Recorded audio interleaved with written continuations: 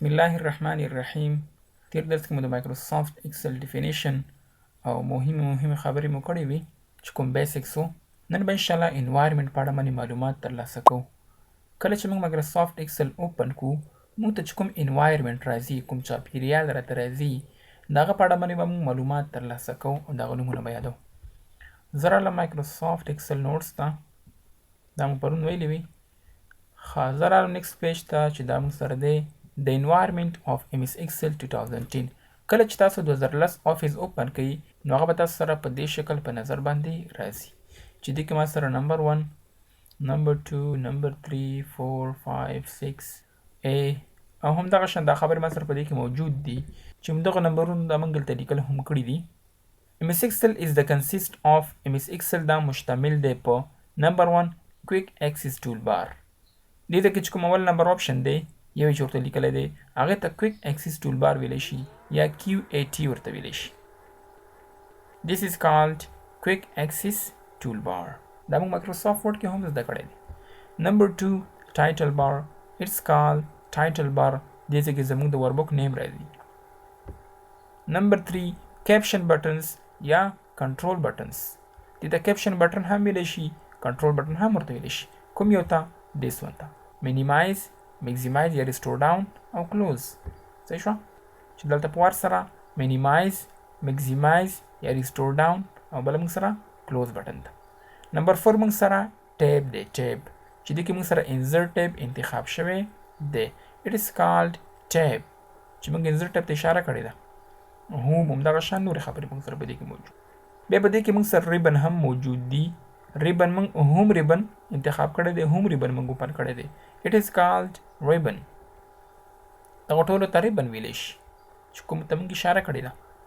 بیا په ribbon کې موږ سره ګروپس دي، خو موږ فنډ ګروپ ته اشاره کړې ده په دې کې. فنډ ګروپ it is called ګروپ. دا موږ سره فنډ ګروپ دی، دا را سره الاینمنټ دی، دا را سره نمبر دی. همدغه شانتي زیات ګروپونه موږ سره په هر ټایپ کې وي.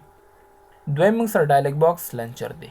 ډایلګ باکس لنچر it is called ډایلګ باکس لنچر.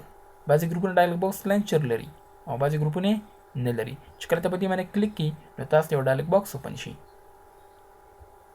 پنځم نمبر موږ سره څه شی دی؟ نیم باکس. نیم باکس څه کار کوي؟ shows the active cell address. کوم سیل کې چې موږ ولاړو د هغې اډرس موږ ته شو کوي. it is called name box. شپږم چې دی فارمولا بار. فارمولا بار څه شو کوي؟ shows input of the active cell. په active cell کې چې موږ څه لیکلي وي هغه موږ ته په دې کې شو کوي. what is formula bar? it is formula bar. وم نمبر چې دی سکرول بار چې ورټیکل او هوریزونټل ورته ویلی شي. this is vertical scroll bar and this is horizontal scroll bar. اتم چې دی status bar. status bar کوم دی؟ it is called status bar. دې ته status bar ویلی شي. نهم چې دی sheet bar. it is called sheet bar یا sheet tab. لسم چې دی active cell. active cell کوم سیل چې موږ انتخاب کړي هغې ته اکټیو سیل ویلی شي. یولسم رو هیډنګس. دولسم کالم هیډنګس.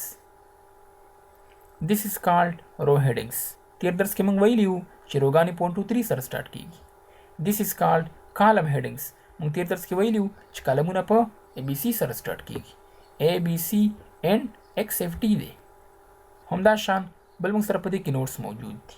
the ruler shows in page layout view not in normal view. To change view go to view tab. زه اکسل ته راځم. دې کې موږ سره رولر نه شو کېږي. زه غواړم چې رولر شو کړم. زه به راشم ویو ته او په دې کې به دا واړم پیج لیاوټ ویو ته، نو ما ته بلته رولر بیا شو شي. دا موږ سره په دې کې نوټ. بل نوټ څه شی دی؟ we have the backstage view as well in 2010 office. that is when we click on file tab so a window opens. this open window is called backstage view window. 2010 office کې موږ سره office بټن و. دی فایل په ځای به موږ سره office بټن راتله.